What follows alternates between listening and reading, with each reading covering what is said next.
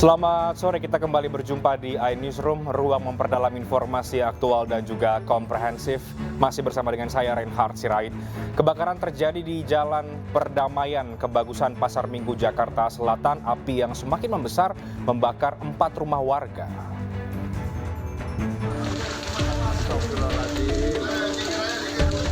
Kobaran api melahap atap dan genting rumah warga di Jalan Perdamaian Kebagusan Pasar Minggu, Jakarta Selatan, Kamis pagi. Banyaknya material bangunan yang mudah terbakar membuat api terus berkobar dan menjalar ke bangunan lain di sekitar. Warga setempat bersama petugas dari Suku Dinas Penanggulangan Kebakaran dan Penyelamatan Jakarta Selatan berupaya memadamkan api yang terus membesar. Sedikitnya 4 rumah warga terbakar dalam peristiwa ini. Terbakar apa? Yang terbakar ini rumah tinggal, ya, rumah tinggal. Dan kejadian itu pun semakin cepat. Ya. Oh, gitu. Ada korban nggak, Pak? Kalau korban diperkirakan nggak ada. Tidak ada korban jiwa dalam peristiwa ini, sementara kepastian penyebab kebakaran masih diselidiki Polsek Pasar Minggu. Tim Liputan iNews melaporkan. Eksekusi lahan di Jalan Cirende, Lebak Bulus, Jakarta Selatan berlangsung ricuh. Akibatnya adu mulut dan saling dorong pun tidak terhindarkan. Tangkap! Tarik! Mengacau itu. Tarik! Bawa! Adu mulut dan saling dorong tak terhindarkan saat jurusita Pengadilan Negeri Jakarta Selatan hendak memasang pelang di sebuah bangunan dan lahan seluas 1.174 meter di Jalan Cirende, Lebak Bulus, Jakarta Selatan. Seorang wanita yang mengaku memiliki lahan tersebut yang sudah dibelinya sejak 24 tahun lalu ini tak terima lahan dan bangunannya diakui oleh ahli waris. Ia menolak karena sebelumnya sudah ada surat keterangan dari Barreskrim Mabes Polri yang menyatakan tanah tersebut secara sah adalah miliknya. Pemilik lahan mengatakan tanah tersebut dibeli oleh orang tua ahli waris sejak tahun 1999. Namun pada tahun 2009 tanah yang sebelumnya berjumlah 4.000 meter dijual sebanyak 1.174 meter kepada dirinya. Meski sempat dikatakan tanda tangan ibu dari ahli waris palsu, namun keterangan tersebut dibantah oleh Barreskrim Polri yang menyatakan tanda tangan yang tertera adalah asli. Waktu itu dia klaim mau semua. Saya pertanyakan yang saya beli mana 1.174. Dia bilang jualan. PN datang dong pengadilan, hakim, ketua, panitera, hakim wakil. Dia dilihat, dia menyatakan ini lokasi yang benar. Pemiliknya saya. Menang mutlak di PN pertama. Petugas kepolisian yang berjaga di lokasi kejadian sempat mengamankan beberapa orang dari pihak pemilik lahan. Usai negosiasi, akhirnya jurusita pengadilan tetap memasang tanda penyitaan di lahan tersebut. Dari Jakarta, Helmi Sajangbati, iNews melaporkan. Masih dari Jakarta, razia patuh jaya digelar polisi lalu lintas Jalan Daan Mogot, Kalideres, Jakarta Barat pagi tadi. Razia kali ini diwarnai aksi pengendara motor kabur melawan arah dan sejumlah pengendara motor yang tidak mengenakan helm diciduk oleh petugas. Pemotor nekat lawan arah menghindari kejaran petugas kepolisian yang tengah operasi patuh jaya. Meski membahayakan, pemotor itu tetap melaju menghindari petugas. Pemotor lain yang tak mengenakan helm tak berkutik saat terjaring operasi patuh jaya. Petugas kepolisian lalu lintas sektor Kalideres, Jakarta Barat menggelar operasi patuh jaya di Jalan Daan Mogot, Kalideres, Jakarta Barat. Lagi-lagi ada pelanggar lalu lintas.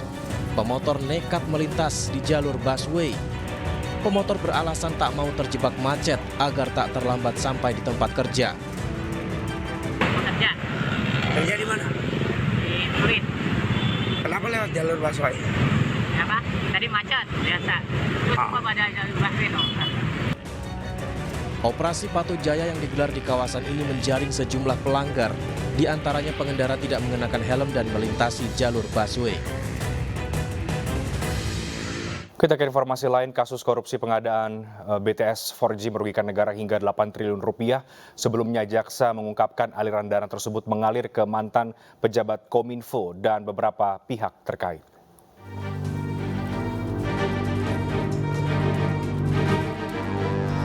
Kejaksaan Agung dituntut transparan dan profesional dalam mengusut dugaan aliran dana di kasus BTS 4G Kominfo.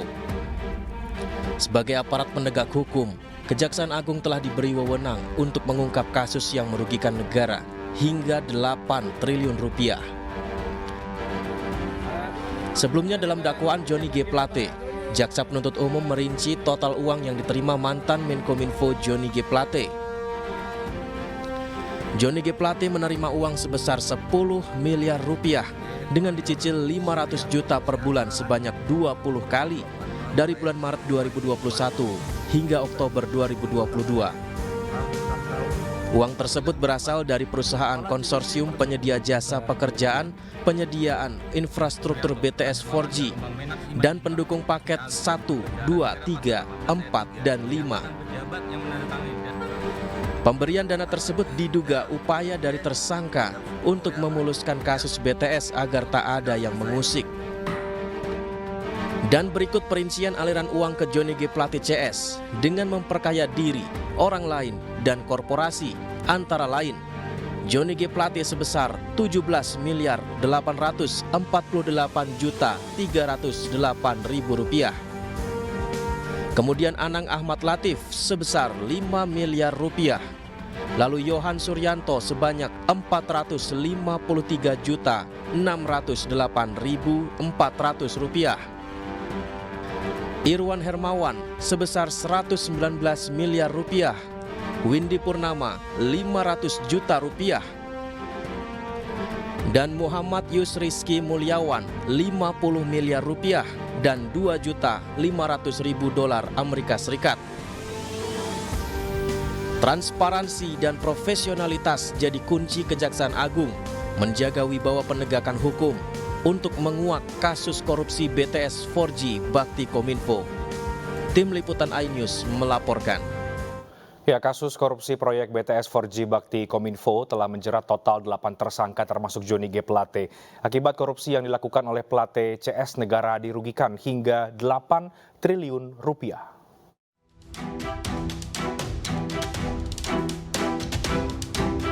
Kasus korupsi proyek BTS 4G Bakti Kominfo terungkap usai Kejaksaan Agung bersama dengan PPATK menelusuri aliran dana dalam dugaan korupsi proyek BTS 4G yang digarap Bakti Kominfo.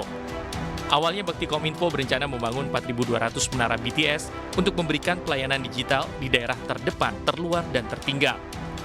Di tengah jalan, proyek ini terindikasi bermasalah. Berdasarkan laporan hasil audit penghitungan kerugian keuangan negara yang dilakukan BPKP pada April 2023, jumlah kerugian negara dari proyek ini mencapai 8 triliun rupiah. Penyidik Kejagung sejauh ini telah menjerat 8 tersangka. Beberapa di antaranya termasuk mantan Menkominfo Johnny G. Plate telah dibawa ke meja hijau. Berikut 8 tersangka di kasus korupsi BTS 4G Bakti Kominfo. Mantan Menkominfo Johnny G. Plate, Anang Ahmad Latif yang merupakan Direktur Utama Bakti Kemenkominfo, Galumbang Menak Simanjuntak, Direktur Utama PT Mora Telematika Indonesia, Tenaga Ahli Human Development Universitas Indonesia tahun 2020, Yohan Suryanto, Mukti Ali, Account Director PT Huawei Tech Investment, serta Irwan Hermawan, Komisaris PT Solitek Media Sinergi. Kemudian Windy Purnama, tersangka dari pihak swasta yang merupakan orang kepercayaan tersangka Irwan Hermawan dan menjadi penghubung dengan pihak-pihak tertentu. Lalu tersangka ke-8 adalah Muhammad Yusrizki, Ketua Komite Tetap Energi Terbarukan Kadin yang juga Direktur Utama PT Basis Utama Prima. Selain ke-8 tersangka, kasus ini juga turut menyeret nama Menpora Dito Aryo Tejo. Senin 3 Juli lalu Dito diperiksa sebagai saksi terkait dengan pengembangan berita acara pemeriksaan terdakwa Irwan Hermawan tentang dugaan adanya aliran uang miliaran rupiah ke 11 nama termasuk Dito Aryo Tejo. Tim Liputan iNews melaporkan. Terdakwa kasus penyebaran video asusila untuk ancaman atau revenge porn (AHM) divonis 6 tahun penjara dan dituntut denda 1 miliar. Terdakwa juga dilarang menggunakan akses internet selama 8 tahun.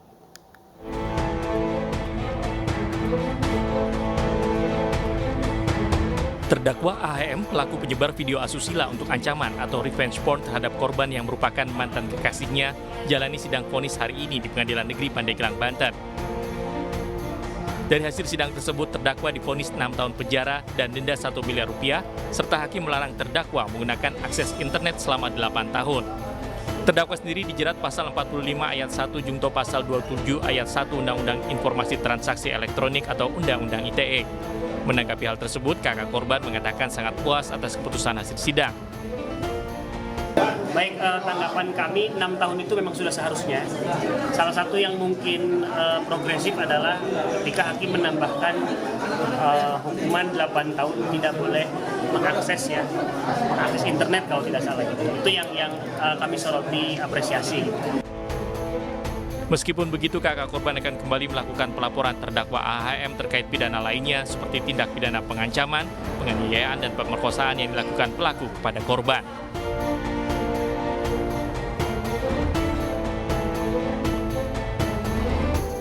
Pengguna LRT mengeluh tidak adanya lahan parkir bagi membawa kendaraan pribadi di stasiun LRT Harjamukti. Kami akan segera kembali sesaat lagi.